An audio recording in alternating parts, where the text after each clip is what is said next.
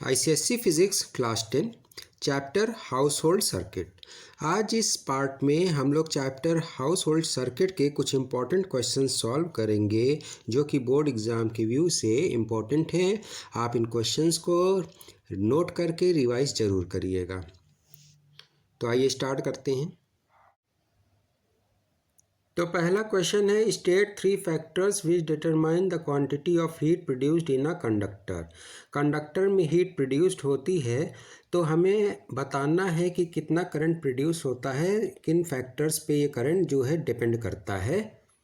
तो इसका आंसर देखें, the 3 factors which determine heat produced in a conductor is, जो हीट प्रोड्यूस होता है, हीट प्रोड्यूस का मतलब वर्क डन हुआ, वर्क डन का मतलब क्या है, आई स्क्वायर आर टी, यानी कि जो हीट प्रोड्यूस हुई, जो वर्क डन हुआ वो कितना हुआ, आई स्क्वायर आर टी। तो यहाँ पे देखें तो जो हीट है वो करंट के स्क्वायर पे डिपेंड कर रहा है, डायरेक्टली प्रोपोर्शनल है करंट के स्क्वायर पे, रेजिस्टेंस के डायरेक्टली प्रोपोर्शनल है और टाइम के डायरेक्टली प्रोपोर्शनल है। तो 3 फैक्टर कौन से हो गए, करंट, रेजिस्टेंस, टाइम। करंट बढ़ाएंगे, रेजिस्टेंस बढ़ाएंगे, टाइम बढ़ाएंगे, तीनों बढ़ाएंगे तो हीट ज़्यादा प्रोड्यूस होगी कंडक्टर में। नेक्स्ट क्वेश्चन देखें, what do you understand by term electric energy? Name and define the smallest commercial unit of electric energy and name and define the standard commercial unit of electric energy. अच्छा, तो what do you understand by electric energy? Electric energy is the product of power into time. तो power and time का जो product होता है वो है energy, electric energy. Formula क्या हो जाएगा, E is equal to P into T. P होता है वी आई और टी, तो फॉर्मूला एक और हो गया V I T, electric energy का। इलेक्ट्रिक एनर्जी की एसआई यूनिट क्या हो जाएगी, जूल हो जाएगी। ठीक है, 1 joule is equal to 1 volt into 1 coulomb. अगर हम 1 जूल को डिफाइन करें, डिफिनेशन 1 जूल की बहुत ही इंपॉर्टेंट है, ये पूछी जाती है। तो is the amount of work done when a charge of 1 coulomb flows through a conductor at a potential difference of 1 volt. यानी कि किसी कंडक्टर में पोटेंशियल डिफरेंस 1 वोल्ट है और उसमें अगर 1 कूलम का चार्ज फ्लो करेगा तो वर्क डन कितना होगा, 1 जूल। ठीक है, इसीलिए 1 जूल का जो फॉर्मूला हो जाएगा क्या हो जाएगा, volt into coulomb. 1 joule is equal to 1 volt into 1 coulomb.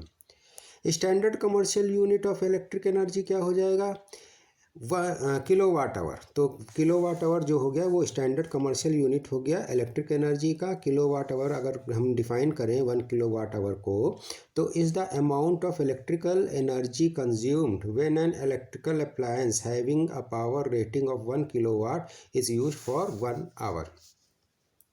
यानी कि अगर कोई इलेक्ट्रिक अप्लायंस है 1 किलो वाट का, अगर उसे 1 आवर यूज़ कर रहे हैं तो जो इलेक्ट्रिकल एनर्जी यूज़ होगी वो कितनी होगी, 1 किलो वाट आवर। ठीक है, ये स्टैंडर्ड कमर्शियल यूनिट है इलेक्ट्रिकल एनर्जी की, ये भी बहुत इंपॉर्टेंट है, इसको भी नोट कर लीजिएगा। नेक्स्ट क्वेश्चन देखें,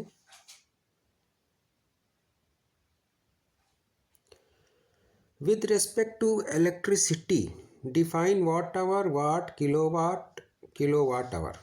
तो वाट आवर की definition is the amount of electrical energy consumed when an electrical appliance of 1 watt is use for 1 hour. तो कोई इलेक्ट्रिकल अप्लायंस है जिसकी पावर 1 वाट है, अगर उसे हम 1 आवर के लिए यूज़ करते हैं तो जो इलेक्ट्रिकल एनर्जी यूज़ होगी वो क्या होगी, 1 watt hour, 1 watt hour.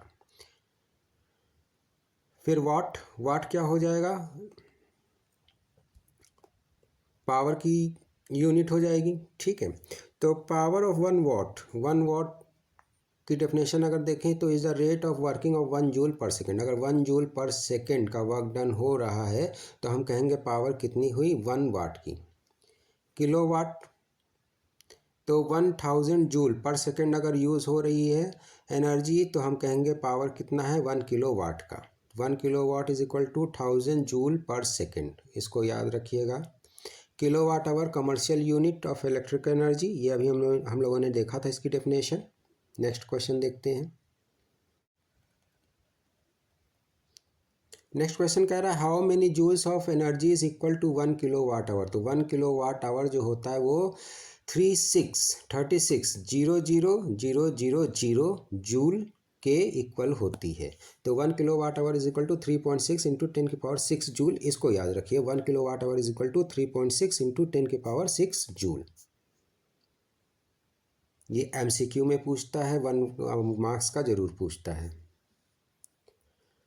Distinguish between the kilowatt and kilowatt hour. तो किलोवाट जो है यूनिट है पावर की, किलो 1 के जो किलोवाट होता है वो 1000 वाट के इक्वल होता है।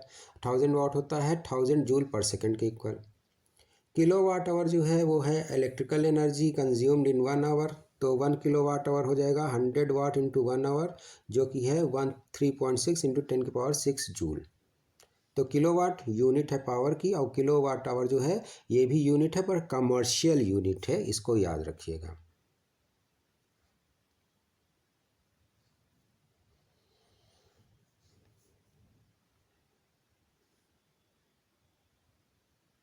How does the fuse wire protect an electric circuit. तो इलेक्ट्रिक सर्किट को फ्यूज वायर कैसे प्रोटेक्ट करता है? तो when current in the circuit exceed the specified value, the fuse wire gets heated up to extent that it melts. As a result, gap is produced and the circuit break. तो current की जितनी rating है, जितना भी electrical appliance current use कर सकता है, अगर उससे ज़्यादा करंट आ गया तो क्या होगा, जो फ्यूज़ वायर है वो मेल्ट कर जाएगा। जब मेल्ट कर जाएगा तो ब्रेक हो जाएगा, इस तरह से पूरा सर्किट ब्रेक हो जाएगा, और इस तरह से फ्यूज़ वायर प्रोटेक्ट कर लेगा इलेक्ट्रिकल अप्लायंस को। तो अगर करंट ज़्यादा हुआ तो हीट ज़्यादा प्रोड्यूस होगी, हीट ज़्यादा प्रोड्यूस होगी तो फ्यूज़ वायर क्या हो जाएगा, मेल्ट हो जाएगा, मेल्ट हो जाएगा तो ब्रेक हो जाएगा। इस तरह से हमारा जो है इलेक्ट्रिक अप्लायंस बच जाएगा।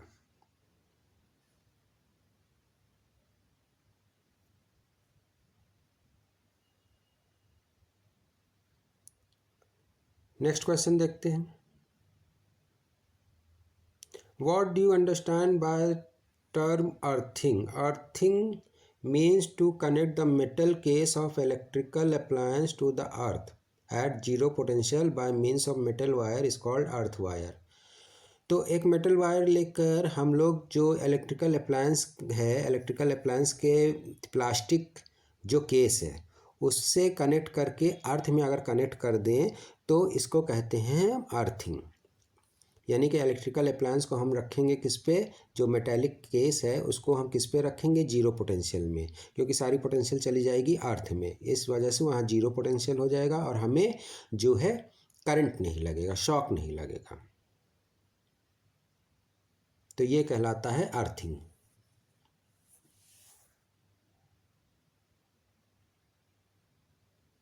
तो how does earthing protect from receiving electrical shock? तो इलेक्ट्रिकल शॉक से कैसे हमें अर्थिंग बचाता है? जैसे कि हमने देखा जो मेटालिक क्या कहते हैं केस है इलेक्ट्रिकल अप्लायंस को, उसको हम कनेक्ट कर दें वायर के थ्रू अर्थ से तो जीरो पोटेंशियल पे हो जाएगा और हमें जो है शॉक नहीं लगेगा। नेक्स्ट क्वेश्चन देखें। State the colour of live wire, neutral wire, earth wire. तो लाइव वायर का हो जाएगा ब्राउन, न्यूट्रल का लाइट ब्लू, अर्थ वायर का ग्रीन और येलो। तो अब पोजीशन भी बताना है अर्थ पिन की, लाइव पिन की और न्यूट्रल पिन की। तो जो प्लग होता है, प्लग में 3 पिन होती है, जो 3 पिन में जो एक थिक होगी और लॉन्गर होगी वो कहलाएगी अर्थ पिन। और जब हम उसको प्लग को लगाएंगे, सॉकेट में लगाएंगे, तो जो राइट वाली पिन होगी वो लाइव पिन कहलाएगी और जो राइट वाली क्या कहते पिन होगी वो कहलाएगी न्यूट्रल पिन। अर्थ पिन को हम लोग थिकर और लॉन्गर इसलिए बनाते हैं ताकि हम सॉकेट में लगाएं तो प्लग में, जो सॉकेट में है प्लग की वो जो पिन है लॉन्गर और थिकर वो पहले जाए सॉकेट के अंदर, फिर लाइव और फिर न्यूट्रल, इसलिए लॉन्गर बनाया जाता है ताकि जो सॉकेट में जाए तो वो प्लग पहले जाए। नेक्स्ट क्वेश्चन देखते हैं। State one advantage of using the main switch in house wiring. तो the advantage of using the main switch is that it break the connection of the live as well as the neutral wire. तो main switch क्या करता है, break कर देता है connection live का और न्यूट्रल वायर का एक साथ मेन सप्लाई से। इसकी वजह से इलेक्ट्रिकल अप्लायंस जो है एक्सीडेंटल डैमेज से बच जाता है, जो कि इलेक्ट्रिकल फॉल्ट की वजह से होता है। तो इलेक्ट्रिकल फॉल्ट का मतलब क्या हो गया कि जैसे शॉर्ट सर्किटिंग हो गई या एक्सेस करंट आ गया, ठीक है, तो क्या होगा, जो मेन स्विच होगी वो सर्किट को ब्रेक कर देगी और इस तरह से हमारा इलेक्ट्रिकल अप्लायंस बच जाएगा। नेक्स्ट क्वेश्चन देखें, a fuse wire permit the flow of current through it only up to a certain limit which is called. तो एक फिक्स लिमिट, एक सर्टेन लिमिट तक करंट फ्लो करता है एक फ्यूज़ वायर में। तो उस फिक्स क्या कहते हैं, सर्टेन लिमिट या फिक्स लिमिट को क्या कहते हैं, तो वो कहलाता है हमारा करंट रेटिंग। क्यों कहलाता है, क्योंकि अगर इस करंट रेटिंग से करंट ज़्यादा थोड़ा सा भी अगर इंक्रीज़ किया तो क्या होगा, जो हमारा टेम्परेचर है फ्यूज़ वायर का वो मेल्टिंग पॉइंट तक पहुंच जाएगा और वायर जो है मेल्ट कर जाएगा। क्यों, एक्सेस करंट हीट प्रोड्यूस करेगा, हीट प्रोड्यूस करेगा, टेम्परेचर बढ़ेगा, टेम्परेचर बढ़ेगा तो मेल्टिंग पॉइंट तक पहुंच जाएगा। जब मेल्टिंग पॉइंट तक पहुंच जाएगा तो वायर क्या होगा, मेल्ट, और सर्किट ब्रेक हो जाएगा।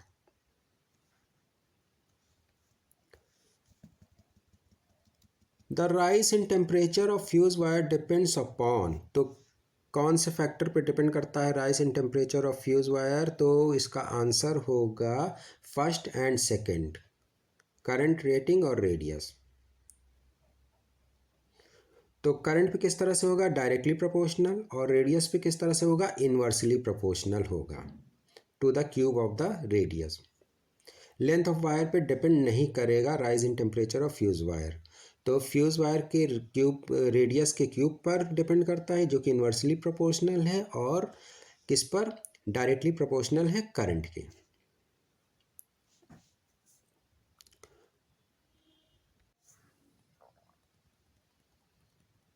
तो नेक्स्ट पार्ट में हम लोग कुछ और इम्पोर्टेंट क्वेश्चन सॉल्व करेंगे। आप जो है इन क्वेश्चंस को रिवाइज जरूर करिएगा नोट करके, तब ये क्वेश्चंस आपको अच्छे से आ जाएंगे। नेक्स्ट पार्ट में हम लोग कुछ और चैप्टर भी क्या कहते हैं डिस्कस करेंगे। सब्सक्राइब कर लीजिए ताकि आपको न्यूज़ नोटिफिकेशंस मिलती रहे।